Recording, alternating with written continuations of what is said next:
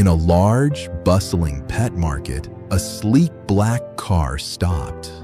A billionaire stepped out, his eyes scanning the rows of animals. He stopped in front of a golden cage. Inside sat a small, sleek brown bird with a bright yellow beak. The price tag said $20,000. Nearby, a large, muscular donkey stood in the dust. He had thick legs and a strong back. The price tag said only $500. How? Why was a tiny bird worth 40 times more than a powerful animal that could move a village?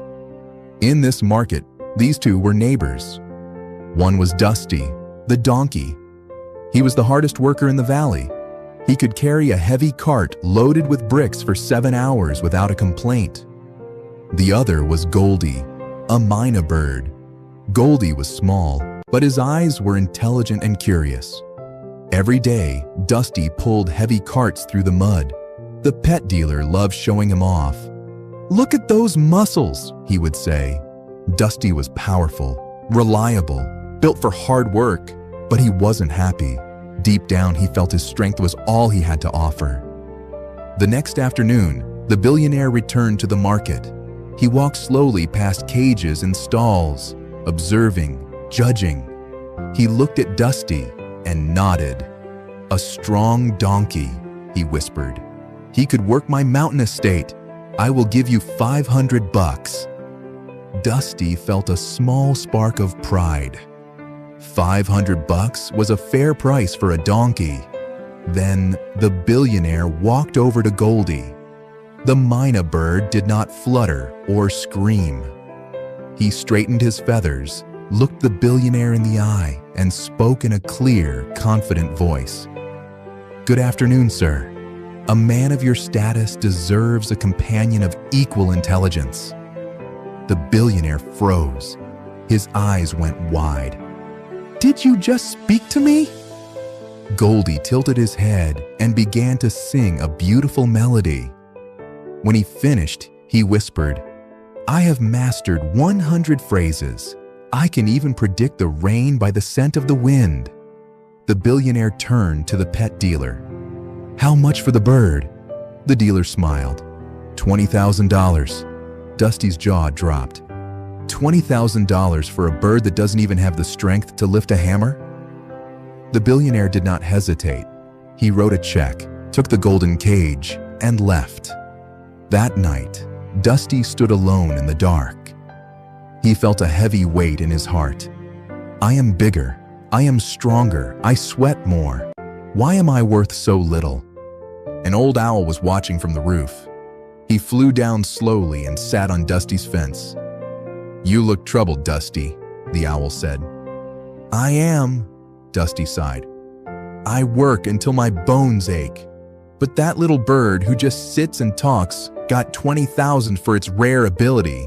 It makes no sense." The owl was quiet. Then he asked, "Dusty, what can you do that 1,000 other donkeys cannot do?" Dusty thought. "I can carry heavy things. I can walk far." "Yes," said the owl, "but any donkey with a strong back can do that. Strength is common. Now tell me, how many birds can speak 100 truths?" Goldie did not just eat and sleep. He practiced. He listened. He learned while others played. He made himself rare. Dusty looked at the ground. "So my sweat is not enough?" "Your sweat is honorable," the owl replied, "but the world is full of hard work. The world only pays a premium for what is hard to replace. Be strong, Dusty, but also be unique." Dusty finally understood. From that day on, he didn't just carry carts. He began to observe the paths. He learned which shortcuts were safest. He learned to sense when a storm was coming to protect the cargo. He became a guide, not just a worker. A year later, a new trader arrived. He saw Dusty and said, "This donkey is different. He knows the land. He leads. He thinks." He paid $5,000 for Dusty. It wasn't $20,000 in value yet, but Dusty was growing. He finally understood. The world doesn't reward the hardest worker. It rewards the one who cannot be replaced. Hard work builds the foundation. Rarity builds the empire. The world is full of common strength. It rewards those who invest in unique skills. Do not just work hard to be busy. Work hard to become irreplaceable.